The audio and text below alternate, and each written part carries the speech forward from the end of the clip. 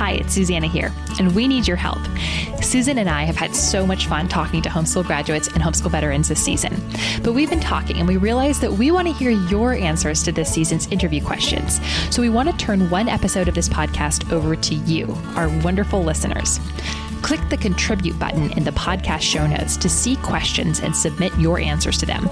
Or if there's any question that we ask our guest on this episode or any other episode of this season that you want to answer, you can send your answer to Susan and me at podcast@welltrainedmind.com.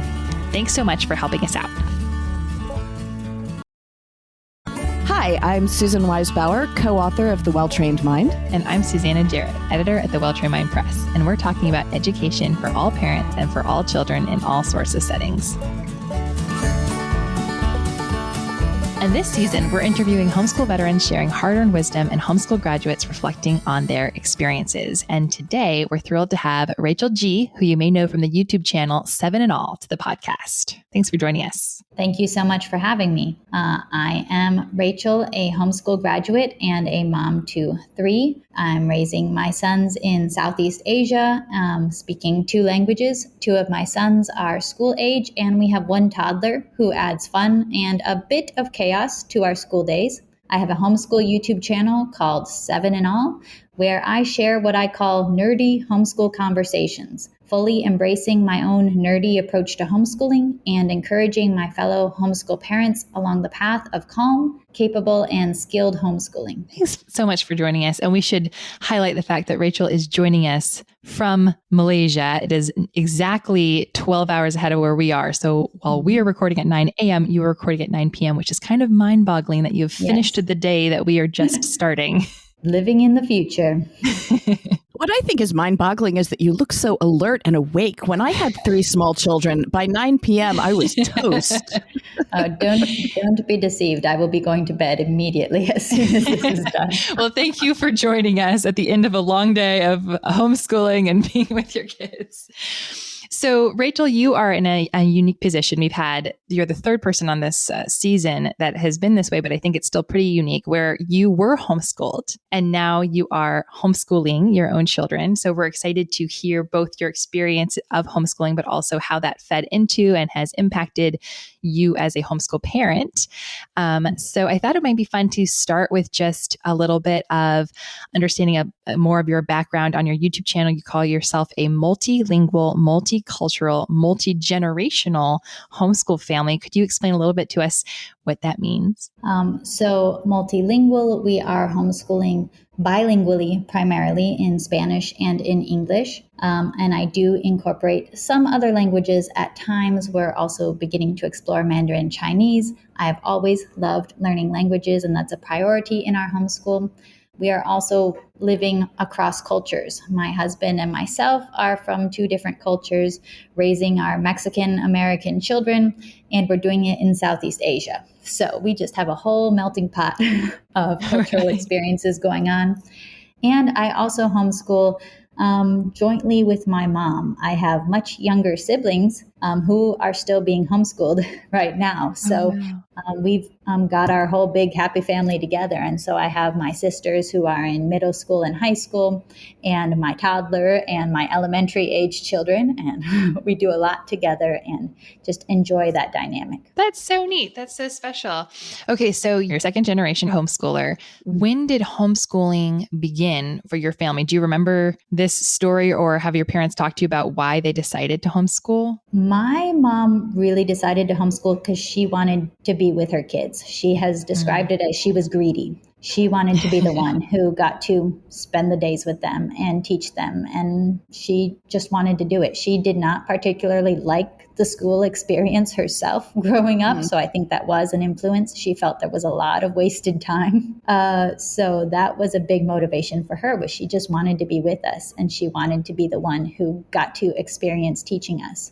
So I was homeschooled from preschool all the way through high school graduation before heading off to college. I was never in any kind of traditional school setting up until that point. Oh, wow. I really appreciate her point of view on that. I mean, I wanted to homeschool for so many different reasons. Of course, I was homeschooled.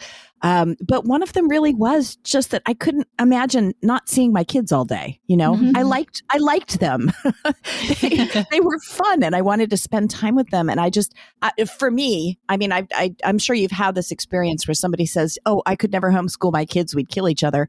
And that's just has not been my experience. So it's nice to hear that was someone else's story as well. Yes. I mean, there's lots of good reasons to homeschool, academic benefits, being able to meet a child where they're at, and, meet their needs. But really, that's always the reason that my mom, that sparked it for our family and that we come back to is we like being together and it gives us that time, that gift of time. Yeah. So you are now homeschooling. So maybe this question is kind of an easy one, but did you like homeschooling? And was there any time as you were growing up that you didn't like homeschooling, where you wished you were going to public school? I took to academic learning very easily, and I loved homeschooling because it allowed me to just fly through at my own pace and do what I wanted. I appreciated freedom immensely. My family made several major moves for my parents' work throughout my growing up years. And one thing that I really appreciated at the time was that we got to take our school with us. So, I was a bookworm. So I feel like as a kid, you read so many books about kids who have to move and then they have a lot of stressful transitions with getting into a new school. And there was still stress involved in these major moves we made, of course. But I appreciate that every time we had to make a move, our education wasn't turned upside down repeatedly. That's actually a really good point. My husband grew up with parents in the military, and he talks about that transitioning from school to school to school. He was in a different school every year of elementary school, and it was really difficult. That's something I hadn't thought about before. Yeah. So for that lifestyle, it's it was a definite benefit. And I was enjoying myself immensely during homeschool. In fact, at one point, my parents were tossing around the idea of me going to a school for my senior year because, I was the guinea pig firstborn child. And they were kind of thinking maybe it would be worth it to get that official diploma to at least graduate from a traditional school. And I was vehemently opposed to the idea. And it was largely because I had friends at this school. And that might sound strange, but I knew what my friend's life was like.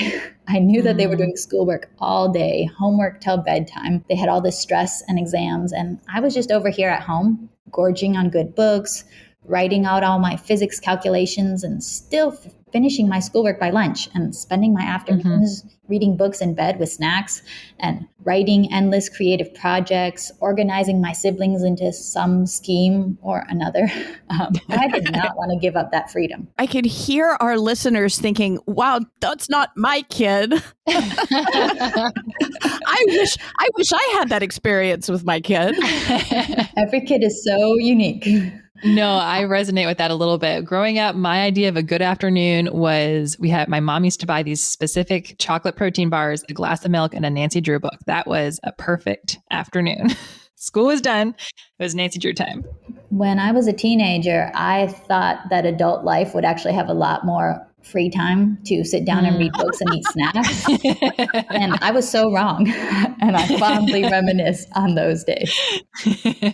So you've talked a lot about your positive, things from your homeschool experience. If you had to choose one thing to share that you were thankful for from your mom choosing to homeschool you all, what would that be? That would really be my relationship with my siblings.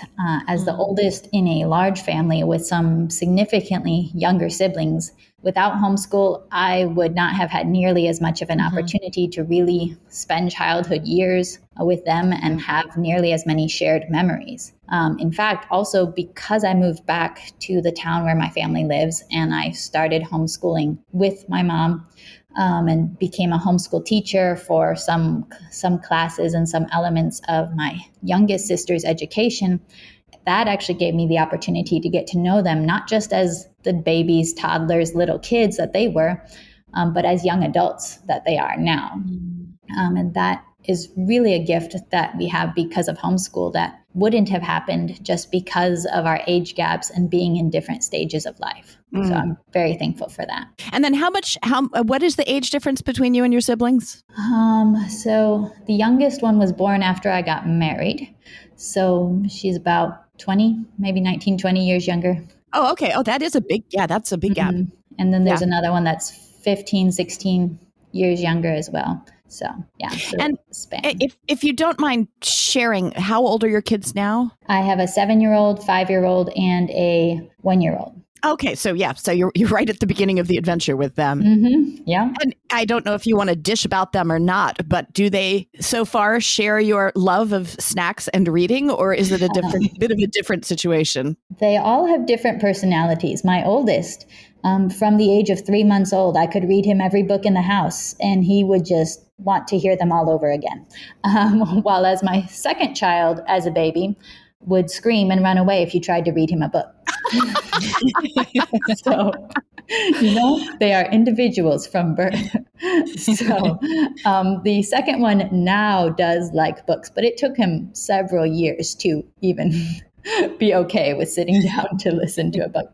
But yeah, my oldest, I sense a lot of the oldest firstborn nerdy similarities with, although he loves math a lot more than I ever did. I was very much into the books, and he just loves math and numbers.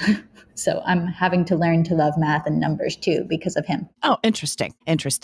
So would you share something that worked for you when you were homeschooling that you're also trying to do with your kids? And then maybe something that you loved about homeschooling that you're having more trouble putting into practice. I just think it's helpful for moms of young kids to know how many varied experiences there are. So the first one was something I'm putting into practice.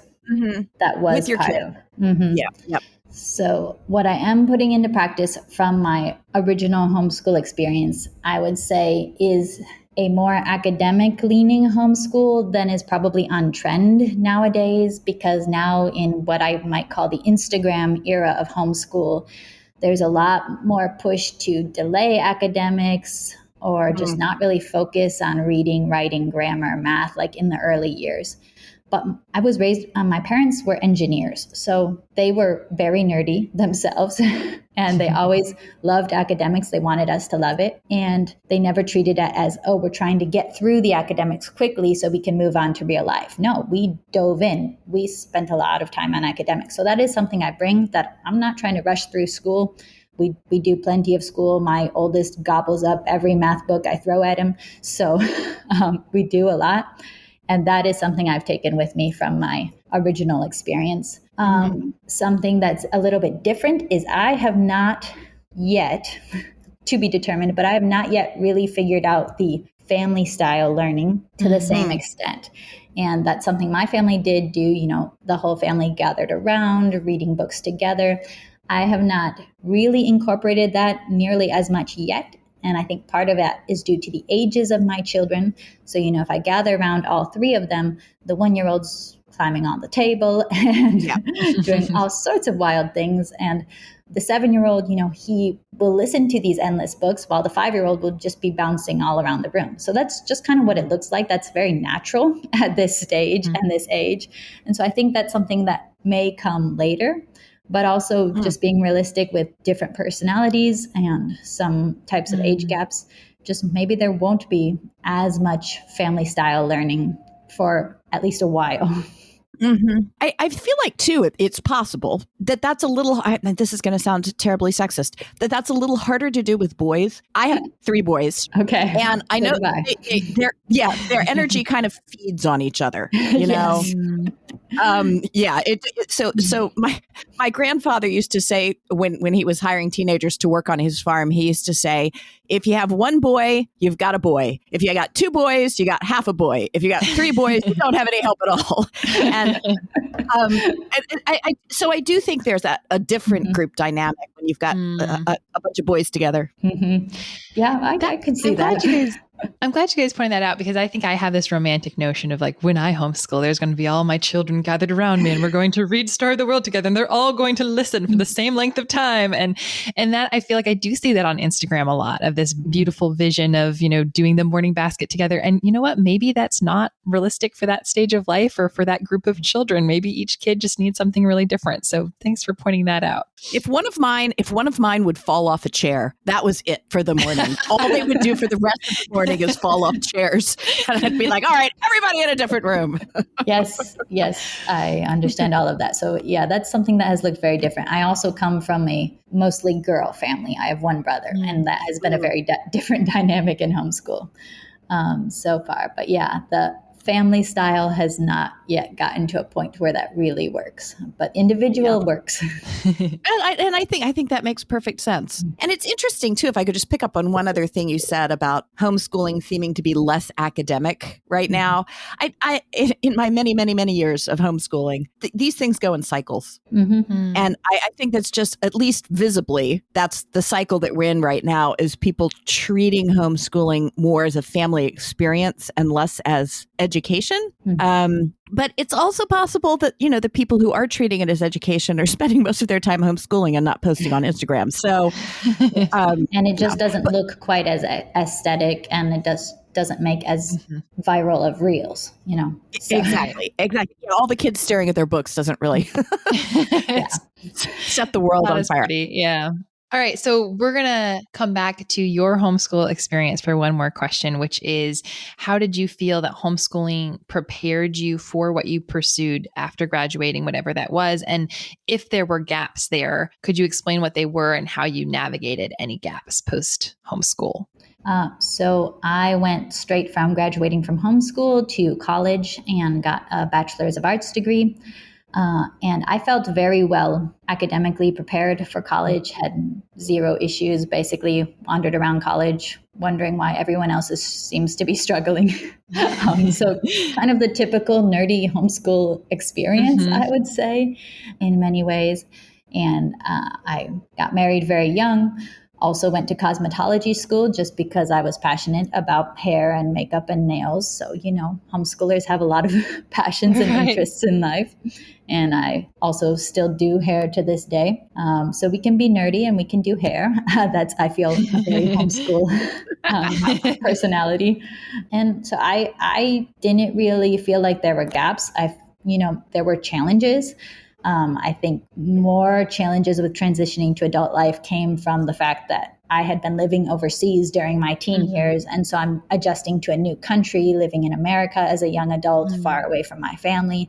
So that did add a definite level of challenge, but that was unique to kind of that situation, navigating living in different countries and getting used to that. And I got married very young and then, started growing my family and been having a great adventure ever since. So my husband and I sometimes joke about, like, if I had been in school, what clique would I have been in? And I think this is kind of a homeschool commonality of like, well, one day I would definitely be in musical theater, but another day probably like the sports kid. And obviously this is probably more from like 90s movies about high school than real high school, how defined these cliques are. But yeah, it's fun that you never get told that, because you're into math or you're really into reading, that you also can't go to beauty school and be into hair and makeup. I love that. Yeah. All right. So let's transition from, so you homeschooled, you graduated, you went to college.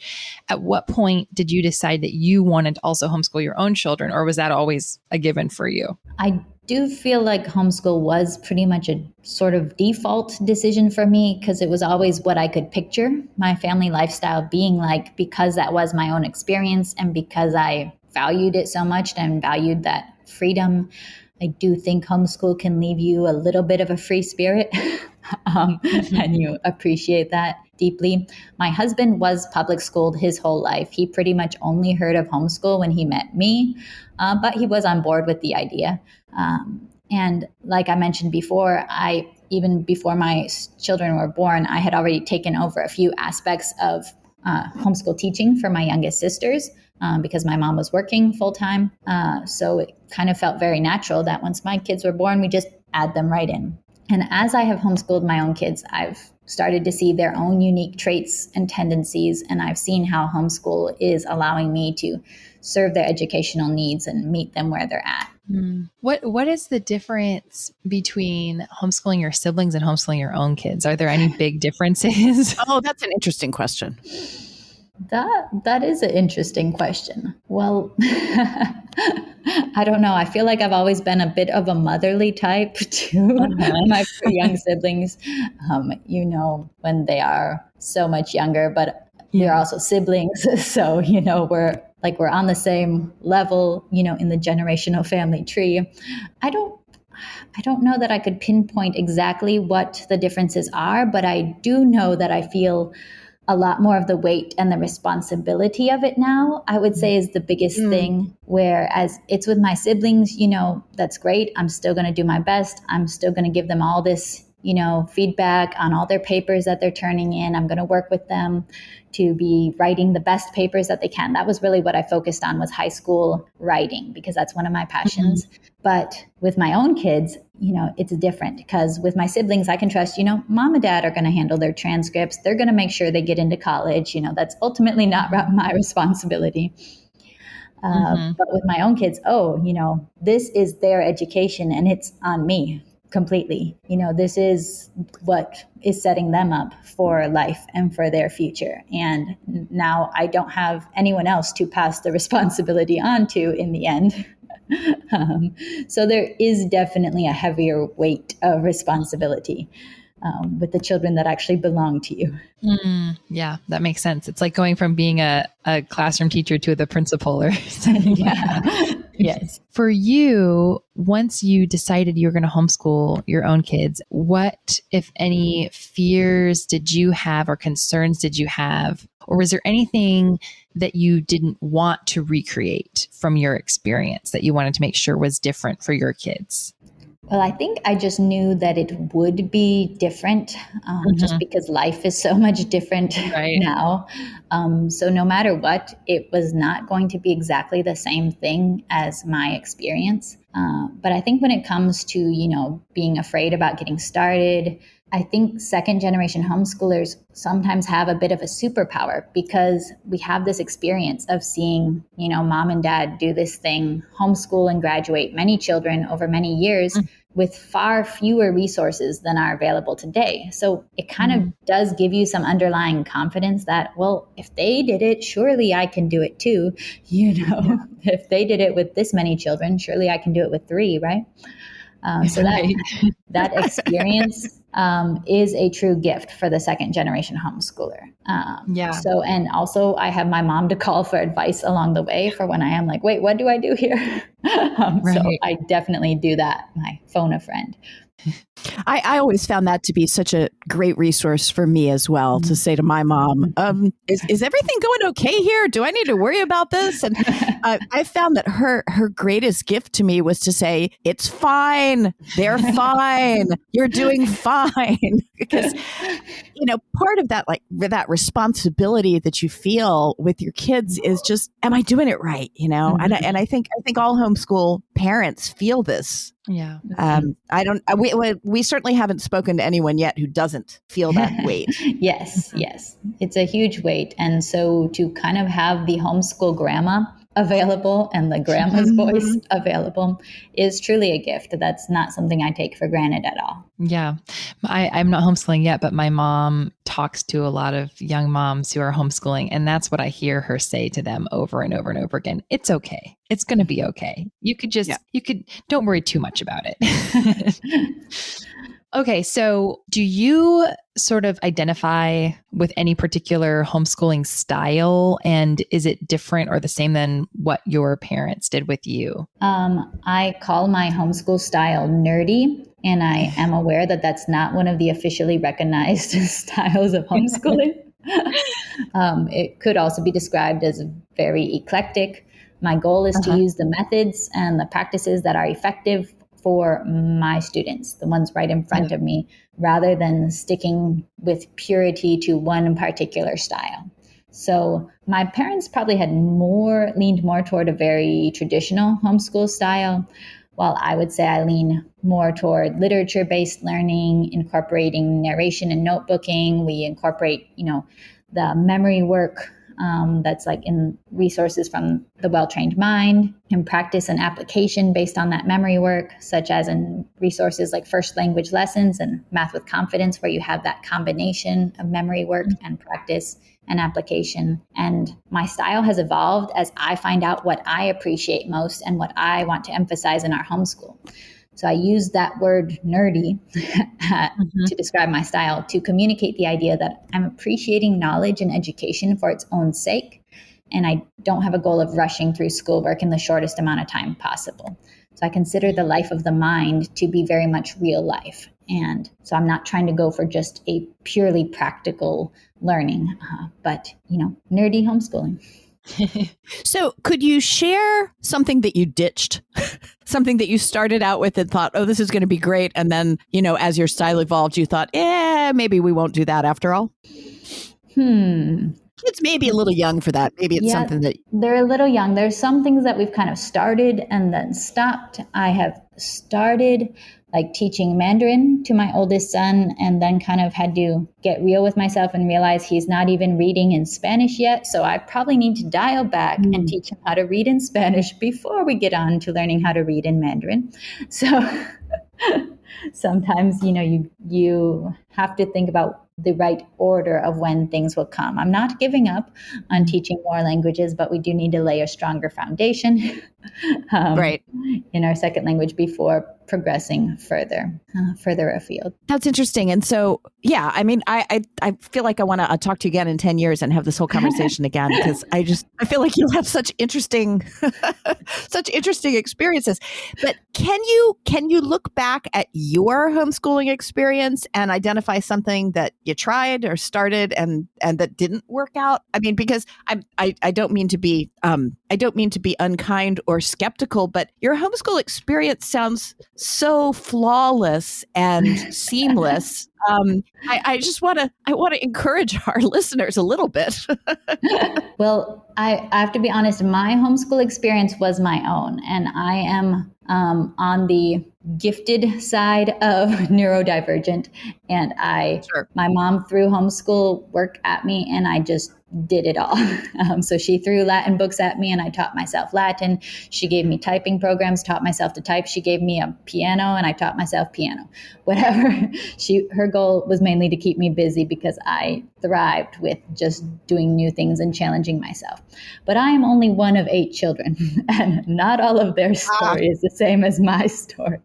So there were others who butted heads much more with other people in our family, or who were not nearly as interested or cooperative with learning.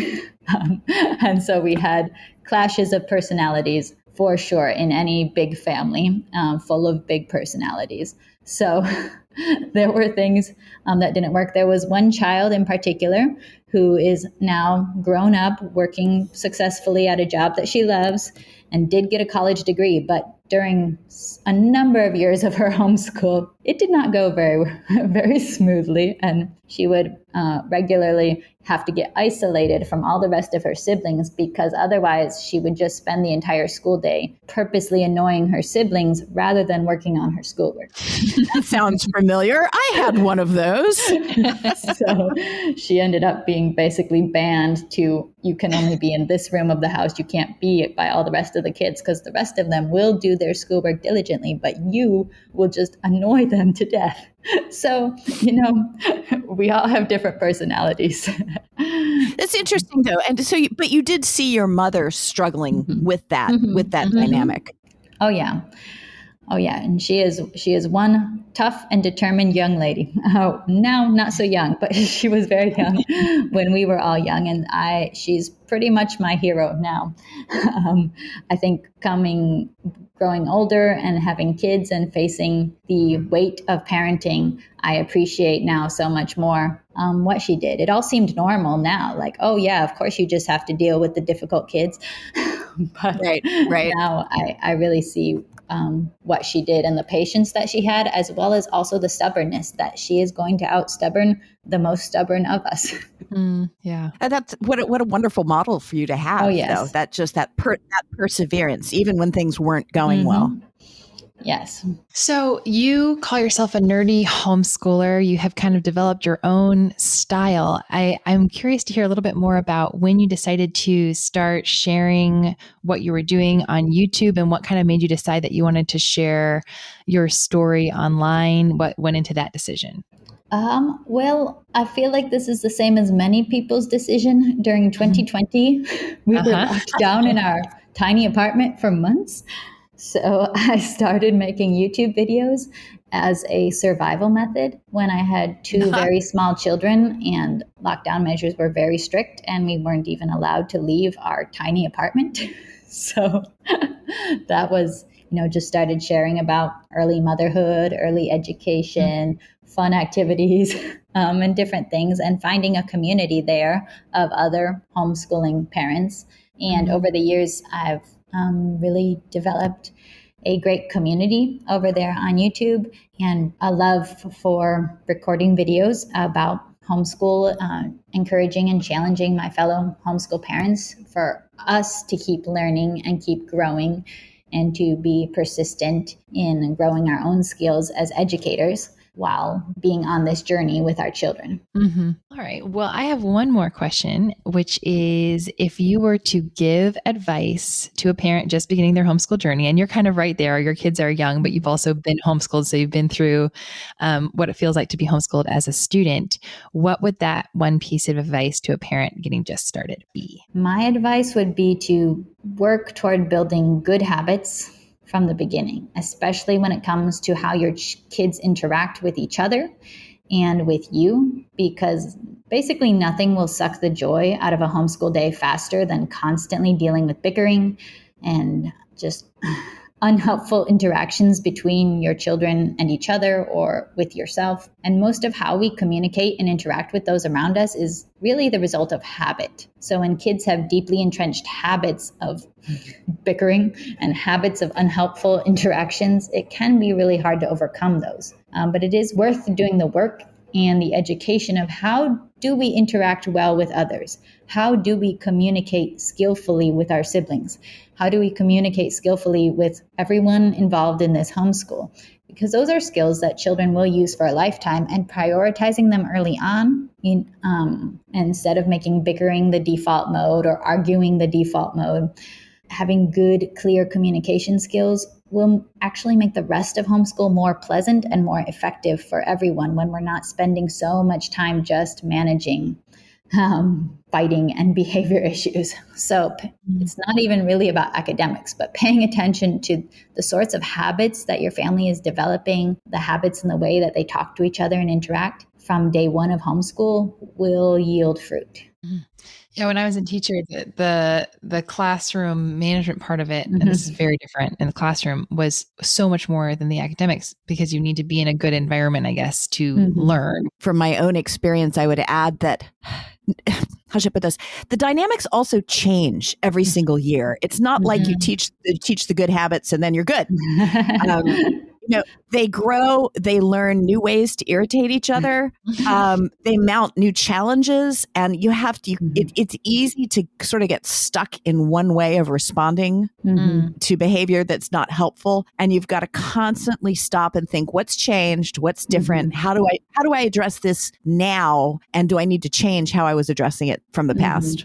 Yeah, because that atmosphere just does impact so much, and it can be so exhausting for a parent to have to deal with when you would really just like to read fun books to your kids and teach them amazing things. Yep. Yeah. But you also mentioned at the beginning that your relationship with your siblings is one of your highlights from homeschooling. So that's such a bright vision to have now as you're homeschooling your own children of, okay, right now they're pulling each other's hair. But because that's my experience with the sister closest to me in age is that we did not get along. Like we did not get along our entire childhood. And now we're best friends. Like I also have 7 siblings. Of all my siblings, she's my favorite. I probably shouldn't say that. We're the closest. We spend the most time together. So it's it's kind of nice to have that generational view of like, okay, this is what it looks like right now. But hopefully we can continue to, not to say that everything works out perfectly all the time, but hopefully we're creating an environment where they can continue to be friends into adulthood. Yeah. Yep. That's what we hope for. And it will adapt and look different in different seasons and with different kids. They will develop their own relationships. Those will belong to them, but we can do what we can to lay a good foundation. Well, thank you so much for joining us. Thank you for joining us late after a long day. We really appreciate you coming on. And we will put links in the show notes so that our listeners can find Rachel Zevin et al. On YouTube and on your social medias. Thanks for coming to talk with us today. Thank you so much for having me. And we hope you have a really good night's sleep. Yes. Thank you. I could use it. Thank you for listening to the Well-Trained Mind podcast. You can find Susan at facebook.com/susan.wise.bauer and Susanna on Instagram at hopintohomeschool. Our engineering and mixing is done by AJ Falari at ajfalari.online. This podcast is produced by Well-Trained Mind Press, and our supervising producer is Chris Bauer. If you enjoyed the show, help us out by rating and reviewing us wherever you listen to podcasts.